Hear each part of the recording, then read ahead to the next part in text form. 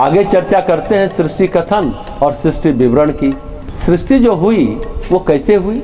सृष्टि के बारे में हर शास्त्र अपना अपना मत देता है और भगवत गीता थोड़ा सरल वर्णन करती है। उसमें भगवान 14वें अध्याय में कहते हैं, हे अर्जुन, मेरी महत ब्रह्म रूप मूल प्रकृति है, समस्त भूतों की योनि है, अर्थात गर्भ धारण करने का स्थान है, और मैं उस योनि में चेतन समुदाय रूप गर्भ को स्थापित करता हूँ।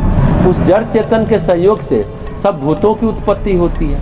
अगले श्लोक में कहते हैं, हे अर्जुन, देव असुर मनुष्य सहित यह संपूर्ण जगत उसी में स्थित है। वही परमात्मा सृष्टा के रूप में जगत की संरचना करते हैं, विष्णु रूप में जगत की रक्षा करते हैं, और अंत में शंकर यानी शिव के रूप में वही देव संहार करते हैं। इस प्रकार एकमात्र वही परमेश्वर ब्रह्मा के रूप में सृष्टि, विष्णु के रूप में पालन और कल्पांत में रुद्र के रूप में संपूर्ण जगत को विनष्ट करते हैं। सृष्टि उत्पत्ति के समय भी 12 रूप लेकर अपने दांतों से जलमग्न पृथ्वी का उद्धार करते हैं। हे शिव, संक्षेप में मैं देवादि सृष्टि का वर्णन कर रहा हूँ, आप उसे सुने।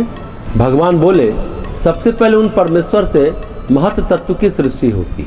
महत तत्व उन्हीं ब्रह्म का विकार है। पंच तन मात्राओं की उत्पत्ति युक्त द्वितीय सर्ग है, उसे भूत सर्ग कहा गया है। पहले में प्रकृति, दूसरे में पंचभूत, फिर पंच तन मात्राओं में से महाभूतों की सृष्टि होती है।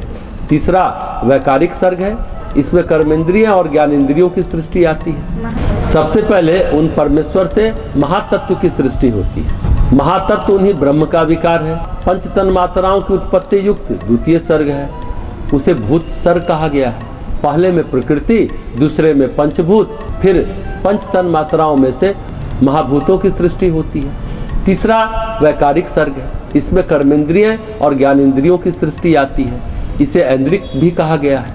यह विवरण सांख्य दर्शन में विस्तृत ढंग से दिया गया है। इसकी उत्पत्ति बुद्धि रूप में होती है। यह प्राकृत सर्ग है। चौथा सर्ग मुख्य सर्ग है। पर्वत और वृक्ष आदि स्थावरों को मुख्य माना गया है।